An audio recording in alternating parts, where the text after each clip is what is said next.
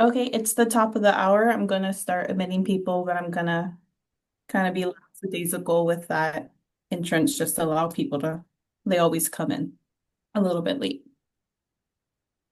Okay, admitting everybody. Okay.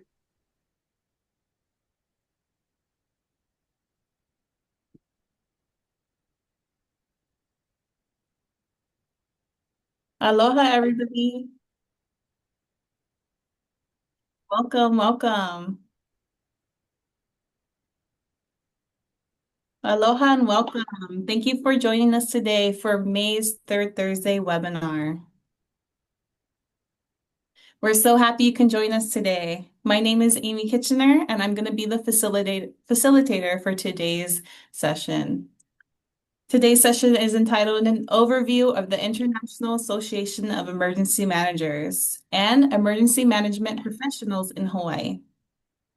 We're excited to highlight two important organizations that support the emergency management community, as well as share details about the inaugural National Emergency Management Awareness Month this August and the first ever IAEM Region 9 Symposium, which will take place this August, the 12th and the 13th.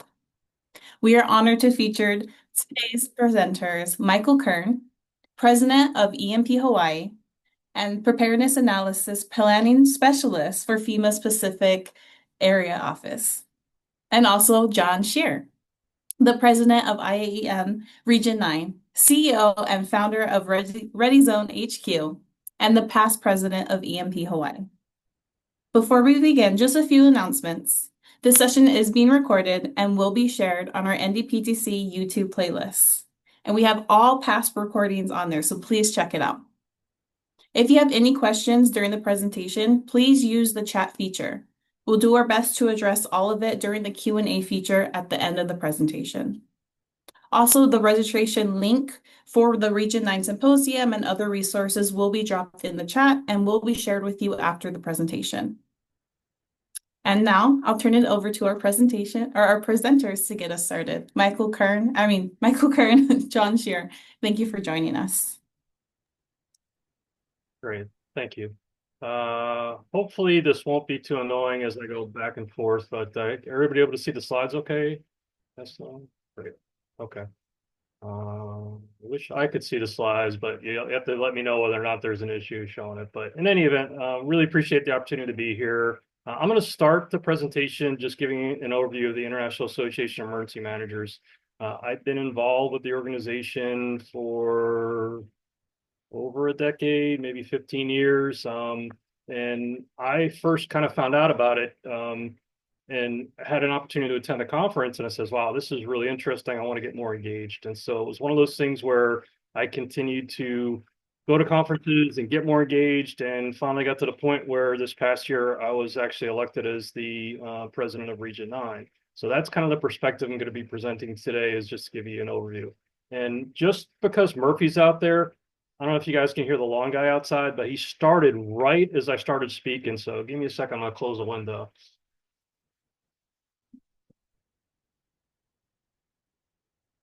I don't know how that happens. It's like they know that we're about to go on a call. It happened during COVID all the time. It'd have like 300 people on a conference call, and all of a sudden somebody starts the lawnmower next door. So anyway.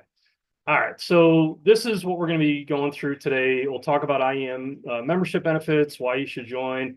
We'll talk about one of the benefits, just as examples, the virtual conference that just took place last week, where you can still access some of those resources. That was actually free to students that were members of IEM to join. We'll talk about the Region 9 Symposium, which is what I'm really excited to share with everybody. And hopefully everybody on the call, it's in the sound of my voice, is going to be able to attend. I'm expecting, Carl, you're going to have all of your staff there, which is fantastic. I appreciate that. But the idea is to let people know about what we're planning for that, and then finish up with how to join, and then transition over to Michael. Okay. So the organization itself, I am constantly surprised, just because I've been involved with it for so long, how many people don't know that it exists. And it's one of those things we have to continue to let people know about.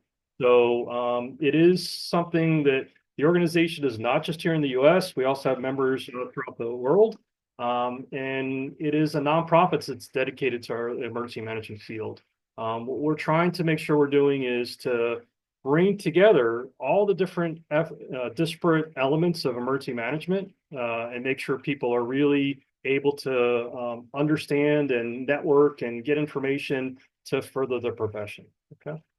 Um, the mission of IEM is really to advance the profession, and what we're trying to make sure we're doing is providing it for, providing opportunities like getting information out. As everybody knows, this is a very challenging time that we're under in emergency management. A lot of the people on the call might have been directly affected. My company, I know, has been directly affected. I have a number of staff that are supporting FEMA as planners throughout the country. And it could be something where they're trying to engage and collaborate with other stakeholders, and they can't collaborate with the stakeholders that they typically would have no problem. It might be travel that you might have been expecting to go on to a conference and you're not able to attend. So we're trying to get information out as rapidly as possible. And there's a bunch of tools that the organization uses to try to keep people engaged.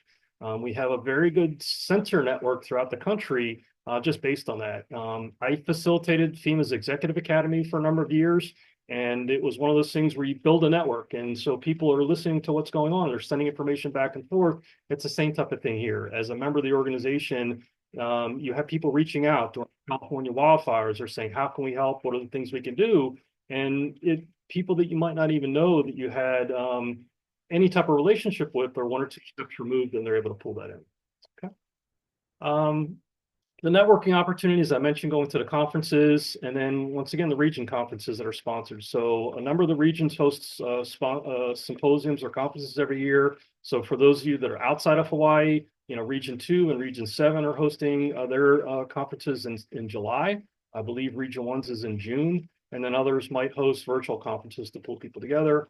And then finally, some professional development opportunities that are out there. Obviously, any nonprofit is built on the nonprofit members. And so opportunities that maybe your focus is on is a public information officer, and you're not really involved in maybe mitigation efforts. And so you have an opportunity to get involved in some of the planning and discussions in the organization itself about mitigation. Okay. We look at those benefits, and that's one of the first questions that I'm asking is if you want, I belong to a number of nonprofits. It's like, all right, what are some of the benefits of being a member of that organization? Team Rubicon is one of them, and we'll volunteer for them. I'm actually going this weekend to Maui to help out with some wildfire mitigation efforts. And I really enjoy the way that they handle their members and kind of conduct outreach and just provide some efforts for us to be able to support the type of things we're interested in. So the type of things that we're looking at is the first one's the advocacy piece. I don't think I've ever seen the organization more active than this year when it comes to advocacy. There's going to be a Hill Day on I believe it's the 25th of June, where emergency managers from throughout the IEM regions are going to come together and go to talk to their elected officials on the behalf of emergency managers throughout the country, regardless of whether they're members or not. We're going to wave the flag and talk about the importance of emergency management, talk about the impacts of loss of grants, talk about the types of things that are really affecting all organizations, not even just within the typical thing when you think about emergency management. It's also partner agencies, whether it's the National Weather Service, whether it's things that might be happening in the public health sphere, where you're seeing grants that might have been cut or staffing that might need to be limited. Exercises that had to be curtailed. All those type of things are some of the advocacy efforts that we're working on to be able to get the word to the elected officials. We typically will have meetings with the leadership team. So the previous FEMA acting administrator met with IEM leadership a number of times to talk about issues of concern. And then we have had membership on a number of the advisory committees. For the networking piece, I talked about that a little bit. There is a tool called IEM Connect, similar to LinkedIn, but kind of the inside baseball stuff to kind of share information back and forth through the member network. And then obviously, LinkedIn being able to reach out. Each of the regions has got a LinkedIn page, and the organization itself has got a LinkedIn page. For the certification piece, think about kind of a certified public accountant. You could have any accountant, but you would prefer hopefully a certified public accountant. It's the same type of thing here. that we're looking at is that you have a certification that's widely respected around the country, and that's the Certified Emergency Manager. And there's also the Associate Emergency Manager. Both of those programs are really important for the organization because one of the challenges has always been professionalism within emergency management. You have the academic side, which continues to grow over the years. And the idea is that what are the things we can do to professionalize and make sure people understand, there are rigors involved in an emergency manager, and that's what some of these certifications do. And both Michael and I are certified emergency managers. We are going to be hosting as Region 9 a webinar in June focused on how to get your AEM-CEM certification. And then in the symposium I'll be talking about a little bit later, we're going to offer the opportunity for the exam that's part of the certifications. And so you'll have an opportunity to take the exam and we'll offer it here. And there's also some other organizations that have been pursuing their certifications, and they can coordinate with some of the testing centers. I think UH is offering one next month, as a matter of fact. Educational resources that are out there. So you'll be on the distro list to opt into some of these when it comes to things like the bulletin that comes out. It is a peer review journal. And so some of the contributions that you need to have to become a certified emergency manager and be satisfied with things like submitting an article that then would be approved for publication. There's a dispatch that provides information, the webinar I just mentioned, opportunities like CEM and AEM. I'm also a member of the Emerging Technology Caucus, and we'll talk a little bit about the caucuses and committees. And they offer webinars as well. And so, a lot of the interest might be about drones, and some say, hey, let's have a webinar about that. And we'll have some of the leading experts in the field talk about drones. Might be about AI. And so the members suggest that, and then we come together and we say, hey, let's pull in the emergency manager from Walt Disney, and they'll give us a perspective of, private sector emergency management. That's the kind of things you'll see in some of these webinars, and then the conferences itself. And then finally, for the career growth piece, I am constantly frustrated, just as a hiring manager, with my own company.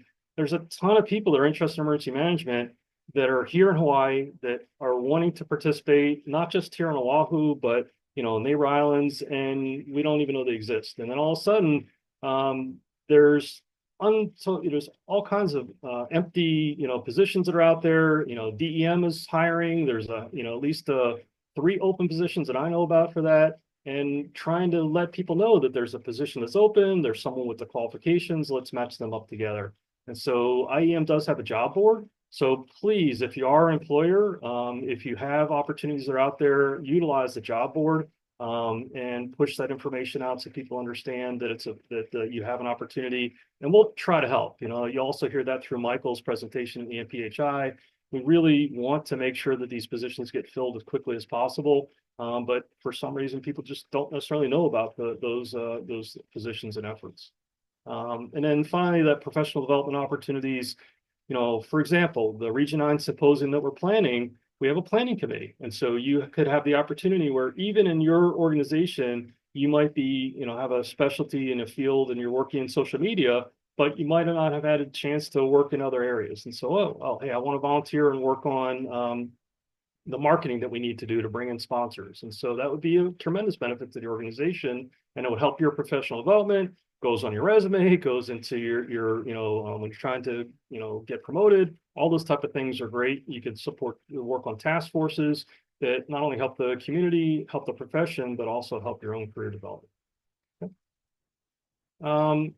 The other types of things that are out there are the committees and caucuses that I mentioned. So for the committees, there's an annual conference committee, and anybody that's put a conference together knows how hard it is. Primos that most people are familiar with on this call, it's incredibly challenging to pull those together.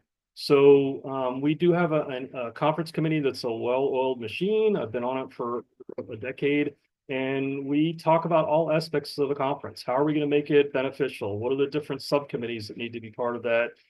It's just a really good opportunity to see the nuts and bolts for how a conference is put together. And then that benefits you when you're doing other types of things like putting on a conference at Region 9 in Hawaii, because you've seen kind of how the sausage is made. There's an awards and recognition committee. The call for awards is active now, and so you can take a look at our website. If you have an outstanding program that you've had in 2024 up until today, please submit your program for an award. They do get recognized. There's a wide variety of awards that are out there.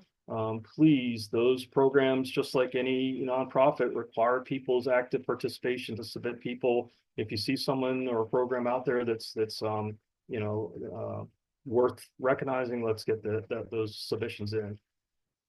There's a brand new committee that's called the Community and Member Engagement Committee.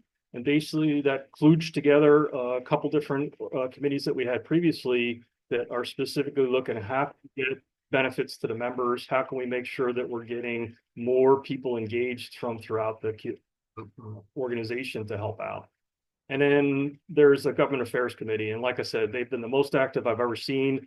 They are monitoring what's happening at all levels, getting input from the regions.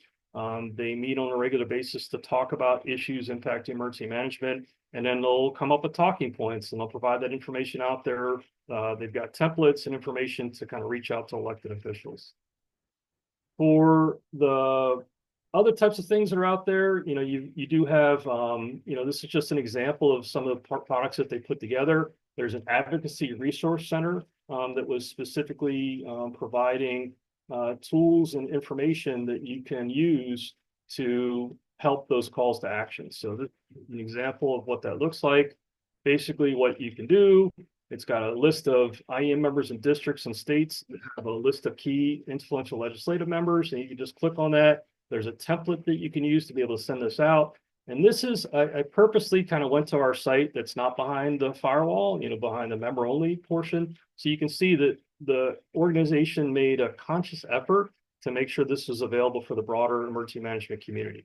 So you can go through there just like you're contacting your neighborhood board or contacting elected officials and say, hey, how do I get this information? It gives you a template and then provides some information on how you can send it out. And then it also talks about some of the things that are needed, like when the BRIC program, was terminated, that had a lot of issues, a ripple effect throughout the community. We're just talking about it yesterday as, mitigation projects that were canceled that the community was really looking forward to. So the whole point is if the elected officials don't know about these pain points, we want to make sure that they understand the impact on programs. And that could be might be a community resilience hub that we were planning in Honolulu, and all of a sudden that gets canceled, or now they have to reprogram funding. So that's kind of the idea behind it. You can see some of the things that were done in the past, but that's the Advocacy Resource Center. Okay. And then the other thing that's out there is basically a call to action for August being an inaugural Emergency Management Awareness Month. So just by a show of hands, we'll see how many people are paying attention in Zoom. Raise your hand if you heard that August was National Emergency Management Awareness Month. How many people are paying attention? There we go. I got a thumbs up, handful, thumbs up, raises, good. Okay. Start the wave. All right, so not as many as I was hoping. So now no excuse that National Emergency Management Awareness Month is out there. We're specifically put it forward in August as opposed to September. September's National Preparedness Month. August is an annual event. This is the inaugural one. We want to do it every single year. And the idea is to raise awareness about the important work emergency managers do. So you can see that we're trying to have emergency management professionals reach out to our elected officials, private sector nonprofit leaders, organization community decision makers. So if you have the opportunity in the month of August and you're going to a neighborhood board meeting anyway, talk about emergency management, talk about the CERT programs that are out there, talk about the Firewise communities, talk about all the types of things that people might not be aware of.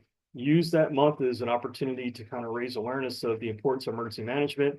There are campaign materials that are out there. We want people to share the story. We want people to understand what emergency management is. And you can see some things like legislative priorities for the 119th Congress. So you can see what those look like. And the whole point is that we can hopefully even put in proclamations that were out there with the mayors and even at the state level to make sure people are aware about emergency management that month. And believe it or not, that's why we selected, one of the reasons we selected Region 9 Symposium in August is to tie in to National Emergency Management Awareness Month. Okay. So that's kind of one of the big things that I would like as a takeaway, action items for all your AI note takers out there is to go to that website, take a look at it. Please reach out to your elected officials and get the word out. If you are interested in kind of sharing your story, we are asking IAEM members we're going to do a video, and we're doing short video clips of emergency management managers in action. Okay. All right. And then you can also see some of these things like the calls to action that were done before. So as this, the latest and greatest, comes up, we push that information out and give you some talking points of what that looks like. The Hawaii's Office of Homeland Security has also been doing some efforts to kind of do a nationwide survey of the impact of some of the loss of these grant funds. If you haven't seen that survey, I think they're almost ready to publish that. I think they've had about 36 states respond so far. But the idea is we want to try to put some case studies underneath of it to see what's the impact of the loss of these funds. The caucuses are out there. There's a wide variety of caucuses that stand up, and basically IAM members get together and says, hey, I'm really interested in children in disasters. Let's pull together and just have specific focused discussions about that topic. And so many of these meet on a regular basis. They might meet quarterly, they might meet twice a year, they might meet monthly, and they drive those discussions. So like the disaster cost recovery and finance, Mike Martinet is, one of the leads for that caucus. He just wrote a book on, finance and how to make sure you're getting the most out of getting your recovery dollars from FEMA. That's the kind of things that might be talked about, that they might talk about there. I mentioned the Emerging Technology Caucus that I'm a member of. Once again, it's a really good way if you are interested in the cutting edge technology that's out there and finding out a lot of discussions about AI, obviously. How does that impact the profession? What are the tools that are being used? And you can find other people that have like interests and say, hey, I've used it before when there's discussions about building out an operations center. It's like, oh, well, here's the people that do that on a regular basis. Let's pull those people into the discussion. Here's a couple little ones that are out there. You've got the K-12 education one. The mental health and wellness one I think, is of particular importance. It's just something that, they offer a lot of benefits to include typically as part of the annual conference. Some of these caucuses will host their own subsections, a half day or a day session. So last year, the mental health and wellness caucus actually had a session that was an entire day, I believe it's at least a day of full discussions just focused on mental health and wellness issues. And they have a ton of tools and resources that are out there that, again, you might not be aware of, and you're trying to kind of focus on your issues. You're saying, oh, I didn't know somebody was having the exact same issues. So as an example, there's a concept of family assistance centers standing up after a disaster. And so one of the speakers from the Mental Health and Wellness Caucus is going to be coming to Hawaii as part of the Region 9 Symposium and talking about setting up a family assistance center and what are some best practices for doing that. And then you can also see from the military side, the Uniformed Services Caucus. That's another one that's out there that used to be a little more active when the military funding was flowed a little more freely. We had a lot of participation from the Air Force because they've got a very professional program for certifications in emergency management. Navy, Coast Guard, Army, you name it, Marines. But the whole point is it gives them an opportunity to talk together about what are some transition issues about when you're transitioning out of the military. What are some things that you can be doing in the meantime? There are programs that they talk about that you can work and come as an intern and provide support, and they'll talk about some of those issues and the types of things you need to do to transition. So that kind of gives you an idea for the caucuses that are out there. Other things I mentioned was the certification program. So part of the certification is a requirement for training, contributions to the profession. You need to have your work history kind of supports that you've been working in the profession. You wouldn't hire an accountant that hasn't been in the accounting field for a while. Your experience, your education, the exam that I mentioned, and then you do need to get references. So we are going to host a webinar, like I mentioned, in June, and that's going to talk through kind of specifics of that. This kind of gives you just a feel for, there is a guidebook that was pulled together that you can see how to get certified. So I've had this discussion just this week with a handful of people. Hey, I'm really interested in getting my certification. What do I need to do? We have mentors that are within the organization that you can reach out to and says, hey, I've been struggling. I've been thinking about this for 2 or 3 years. What I'd recommend is put a deadline. It says, hey, I know that if I submit my application by August, then I'll be able to walk at the annual conference. and get conferred, my certification at that point. So let me put August as the date when I want to have all my paperwork in. So that's kind of what I did. I said I needed to get it in by July of 2009, and I happened to be in Hawaii at the time and had to hit the send button before midnight Central Time to make sure it got in. But if I hadn't had that deadline, I probably still wouldn't have my certification. That's kind of the idea behind it. You can see the type of professional contributions that are listed, and that includes things like, outreach for legislature. And so you can see that legislative contact. So just by you participating in our Emergency Management Awareness Month and contacting your elected officials and saying, hey, I really think emergency management is critical. You need to make sure that the staff are funded at the right levels. We're paying people, what's adequate. We're giving them opportunities for training and for professional development. Right there, you can document that as a professional contribution, and that's one of the 6 that you'd need. Okay. And then we do offer things like virtual conferences. You can see there is a pretty steep discount if you're a member versus a non-member, and that's one of the calls is to join us. And so the whole point is to make sure that you are registering. The QR link takes you to the conference that happened last week, but I did want to kind of highlight the fact that those the presentations are still live. The way that it was run, there was about 15 sessions that were done, but they had them concurrently. So I was only able to attend, let's say, one session or 2 other sessions taking place. I can go back and watch those recordings because I paid for that. So you still be able to get access if you are interested. They were recorded. You just don't have the benefit of chatting back and forth with the instructors, which is what was done during the virtual conference. It's something we've been doing since COVID, and I think it's something we'll continue to do for the members. For our symposium itself, the things that we're looking at is the 12th and 13th of August. We do have an early bird registration deadline of the 13th of June. So I would try to recommend, don't wait until the last date, because sponsors are saying, hey, who's signed up, who's interested? And I keep telling them, ask me on the 14th of June. That's when I'll be able to tell you, what kind of interest we've got.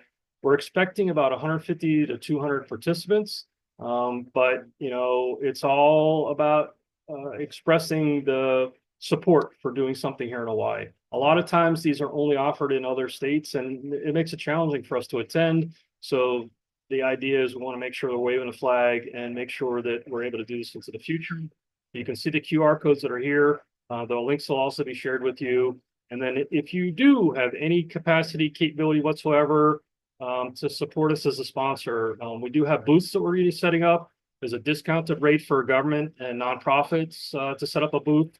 And then private sector also has the opportunity, and those other events that can be supported. We have a social that's going to be the first night on the 11th of August, and we're hopefully going to be sponsoring that. I believe the latest and greatest is EMP-HI is going to be co-sponsoring that event. And then we're also going to be doing a certification exam, like I mentioned, on the 14th. You can see the nice swag that you'll be able to look at getting as the coins that we'll have available for the symposium itself. And then, all right. There is a splash page where you can sign up. The call for speakers is closed, but we are solidifying the program. We'll hopefully have that published within the next week. We're just waiting to hear back from some of the speakers that we accepted. There are discounts for people that might be interested in flying in for travel and lodging. 3 hotels have offered discounted rates to include discounted parking, information on certification, the registration, sponsorship, exhibitors, all that's there. So those are the main things I had to cover with you. The costs are listed here. So you can see we are trying to drive people to become members. If the cost is an issue, you need to kind of reach out and talk to us about that. Have that discussion with, hopefully your employers are sponsoring those. That's kind of what we're asking, is employers to put some skin in the game. We'll let their staff go to these things and sponsor them. After the 13th of June, you can see what those rates go to. And then there's also a discounted rate for students and for non-members all the way through 13th of June. You can see in terms of how to join, the individual membership for IEM is $199, student membership is $55, and then there is an emerging professional one that might be of interest to people on the call. That's $99, available for up to 2 years if you're early or new in the career emergency management, employed less than 12 months, keeping out, that type of thing. Okay. So I'll finish with this slide. This is just the QR code. Make sure that you have the opportunity to kind of fill that out. I'm hoping to get at least 10 or 20 of you guys on the call that are not IAEM members to join. That would be fantastic. If you have any questions, I'm here. More than willing to come to your organizations and, and we can talk about any questions you might have about these. So with that, I'll turn it over to Michael, who's going to give you an overview of the EMP-HI. Aloha, everyone. Thanks, John. So as we mentioned before, I'm the president this year of the Emergency Management Professionals of Hawaii. So just like we have this international organization, IAEM, we have our statewide network that operates very much in the same way. Just trying to support the profession and those of us that have chosen this as our careers. So you can find us there online, emphi.org. I think that's available in the chat as well. So go to our website. You can find out about upcoming meetings. You can see the bios of all of our officers. There's kind of announcements and things that are coming up on there. And then we have some, for members only, we have our contact rosters and some things kind of behind that firewall section as well. We do have, thanks to James Famuina, who's our Director for Communications. We're now on LinkedIn, so we have a new LinkedIn group. Thanks, James. So find us on LinkedIn. Again, you can follow along there with some of the announcements and things. So check us out online. Go ahead, next slide. So Emergency Management Professionals of Hawaii is a nonprofit business league that was formed back in 2013. I was one of the founding members, along with John and others back then. And what I've really appreciated over the years is just that ability to connect with others here in Hawaii. We know here in the islands, it's all about kind of relationships and those connections, and you shouldn't be exchanging business cards the day the disaster hits because that's too late. And so we really want to foster those networks here in our state. And I've really, since then, I was really dragging my feet to become a certified emergency manager. I was really, for years, I was like, sort of documenting things and very slowly, working towards it. And it was really the folks in the organization, with that kind of nudge and encouragement to get my professional certification through IAEM. In fact, we had members of our Hawaii group that were at one point had been commissioners on the board that reviews the CEM. And so it's great to hear those tidbits and points and offers to review the essay, which thankfully no more essay, but back in the day you had to write something or, to proctor the exam. Just kind of tips for going through the process. So there's a number of us that have been through it now. That's a great service just to kind of hear from those who have gone through it. And we have a couple members right now that are nearing the final stages of getting their own CEM this year. So that's nice to see. So that was great. Again, just to kind of have that network and support. I've really appreciated over the years being able to find out about other organizations in our state. And so it's not just, we have federal government emergency managers, state, city and county emergency managers, but you have private sector folks from contracting side or from Hawaiian Electric or different organizations or nonprofits, right? The voluntary organizations active in disaster and Red Cross and local community preparedness groups. So you really get a sense of the breadth of organizations that are engaged in emergency management, which is really fascinating because, in your day job, you might not have interactions with all of those groups. And we try and rotate our meetings around so that we're not always in the same place. So we get to go to those organizations. We actually, our last meeting was at the EOC with the Department of Emergency Management here in Honolulu. So we get to see the EOC and kind of take a tour and look behind the scenes of how it works. So that, maybe you get called up to the EOC, you've been there before. You kind of have a good visual of what that looks like. We've gone to Red Cross or Hawaii Healthcare Emergency Management to see their warehouse and the equipment and all of the stuff that they have there. They hosted us, had a meeting, and gave us a presentation. We've had meetings at the airport conference room with representatives from WestJet Airlines and Hawaiian Airlines talking about continuity and how they do emergency management on those sides. So it really is just a great way to physically go to those places, see those organizations, learn about that, and kind of do that networking. So I've really appreciated that kind of over the years. That's what our organization is all about. You see there the principles of emergency management. So decade or so ago, the Emergency Management Institute with FEMA, IAEM, NEMA all got together and kind of agreed upon these principles. So I want to just kind of highlight collaboration is one of those principles. and professionalism. And so that's what we try and foster, that collaborative network here in Hawaii, and also supporting the professionalism of what we do through that certification, through building up our capacities here in Hawaii. Go ahead, next slide, John. So that's again, our mission, to provide that information, to provide those networking opportunities, the professional development opportunities. So, I learned about the National Emergency Management Advanced Academy, right? That's something that we shared. A number of us signed up for that this year. That was unfortunately postponed. But, again, through our network, we had a number of members that were accepted into that NEMA Academy hosted here in Hawaii this year. We get the training newsletters from HIEMA that we share, from NDPTC, from lots of groups. So it's a really good way to just kind of stay plugged in and informed about what's going on in our state and what those professional development opportunities are. And then just knowing about job postings and opportunities. It's such a interesting time in emergency management with lots of transitions. And so being able to support members through those transitions and understanding what those opportunities are, I think is a really good benefit of having this kind of network. All right, next slide. So our meetings are held on the every other month on even months. So 2, 4, 6, 8, 10, February, April, June, August, and October this year. I mentioned we were just at the EOC for Department of Emergency Management. We're still nailing down our venue and speakers for the June 10th meeting. So check back on our website and you'll find out more about that as that comes. But again, we always have time for networking for everyone who's there to share information with one another about things that are coming up. And then also an opportunity to hear guest speakers on different topics. Last year, I mentioned we went to Hawaii Healthcare Emergency Management. We went to NOAA and got to hear, see their facility, hear from federal responders. So, excuse me. Last year, there was a lot of focus on the wildfires in Maui and kind of diving into what those responses were from different perspectives. And so we got to hear from the Defense Coordinating Element and DoD and how they plugged in, from the Coast Guard, again, from NOAA.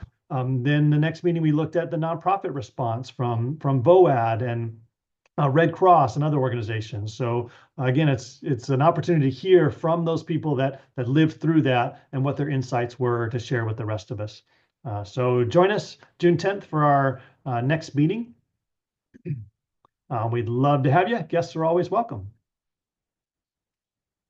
So how to join, there's a QR code there that'll take you to kind of a membership form to fill out. We have several different levels of membership. So the individual membership is $50 here on Oahu. We do have a neighbor island, or if you're a virtual only participant, that's just $35 since you can't come to the meeting in person and join the poo-poos and things. There's a discounted rate for neighbor island participation. So you can join as an individual. Ideally, you can get your employer to join as an organization. So folks like the National Disaster Preparedness Training Center, Hawaii Emergency Management Agency, and others are organizational members of Emergency Management Professionals of Hawaii. And we have a discounted rate for student members, whether you're in a graduate program at UH or online or UH West Oahu or others. We'd love to have you join as students and make connections with those already engaged in the field. And finally, we have a benefactor rate. Hawaii Healthcare Emergency Management is our benefactor. So shout out. We always want to thank them for their support of our organization and hosting us. So thanks to HHEM as our benefactor level membership. And if any other organizations are interested in that, we'd be happy to chat more. I think that's, and we'll drop the link in there for the website. That's all we have. Again, hope that you will engage. As John mentioned, this is a really important time in emergency management. You can see all of the transition that's going on. There's lots of conversations. This is really the time to connect with each other, just to support those of us going through transitions in emergency management, looking for new opportunities as the landscape really is changing, but also just to be plugged in and informed about what's going on. So as just a couple of examples, today is the deadline for the FEMA Review Council to submit comments on the Federal Register. So you've got 4.5 hours left, 5.5 hours left to submit those comments, again, to the FEMA Review Council. And next Tuesday, that FEMA Review Council will meet convene for the very first time. That meeting is public. So I think we have the link there also if you want to shoot the email to register by Monday for that public meeting of the FEMA Review Council, and hear again from the leadership there what the organizational structure is. So through these organizations is a great way to just kind of stay plugged in and up to date. There's so much happening right now. It is hard to stay on top of it. So, get plugged in, join, and engage. John mentioned those opportunities on the IAEM website to do that, to, contact your legislators to find out what the hot topics are about BRIC being canceled, or even here at the state level. At our first meeting in February, we had HIEMA share their legislative agenda of all of the bills working their way through the state ledge this year. So we could track those bills. We had a little information about how you can go to the legislature and track, and there were dozens of bills potentially that impacted emergency management. So again, here locally at the state level, finding out how to track those bills, and then also through IAEM at the national level, getting information about who the key players are and how you can influence a lot of the changes that are happening. So we'll open it up for questions. We really do hope that you join us both at the national and here at the state level to connect. Thanks. Michael, John, thank you. That was a lot of information, but very good information. I know there was a lot of links going around. I did post a lot of the links at the beginning of this webinar, so if you missed it, please go to the top. Again, do not freak out if you miss any of the links. We will be sharing it after this webinar has concluded, so you will be getting those links again. But Michael, John, thank you. And I will say, maybe a little biased, but I am part of the EMP Hawaii, and I wasn't able to attend in person at the last meeting, and I regret it because I missed that special tour of the EOC. So I highly, highly recommend that you do join, and not just join virtually, but join in person, because the snacks are always a hit, and it's always sometimes a special treat because, ooh, I wish I joined in person. So I highly recommend that you do join EMP Hawaii. So Michael, John, thank you. Anybody have any questions for Michael or John? Yeah, while you're thinking about questions, we could crowdsource. If you guys are looking to go someplace, let us know. So in the past, we've gone to the Pacific Tsunami Warning Center. We're talking about going to APCSS. If there's anything you're really interested in seeing, let us know, because that definitely helps us. If you've got a location you're willing to offer up to host, not that there's any organization that might have something on this call, but those would be great. Those are the kind of stuff we're looking for. Okay, thanks. So just drop in the chat.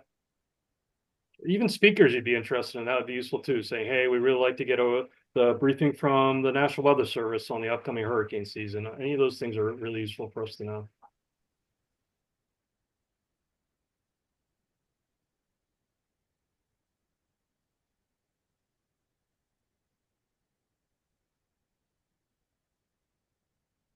I will say, since in the spirit of sharing and networking, NDPTC is having a training event August 18th to the 22nd at the Convention Center. So I'm going to just quickly share that link and that flyer just so everybody will have it, and it will be in the transcript shared after this webinar as well. Last call for any questions or comments for Michael or John.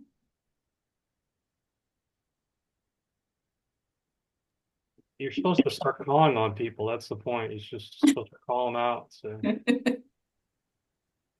Mary has her hand raised.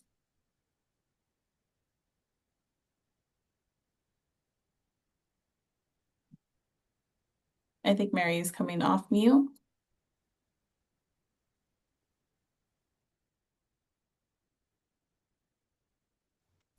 Can you hear me?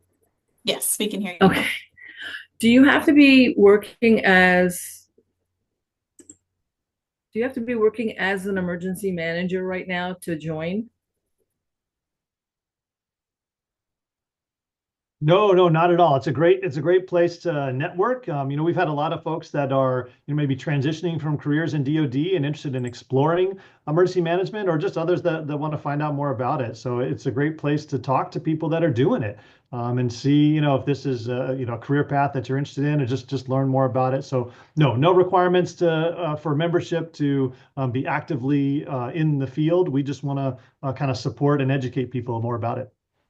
Oh, thank you, because I kind of have my hands in a lot of different things. Some, critical care nurse and security, and so it all kind of ties in together. If I could, Mary, I'm on the board with EMPH, and I'm not in the field. I'm just a student, a lowly graduate student.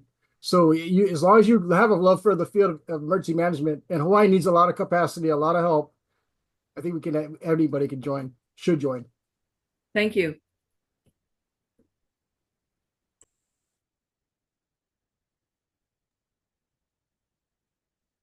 We still have time for questions.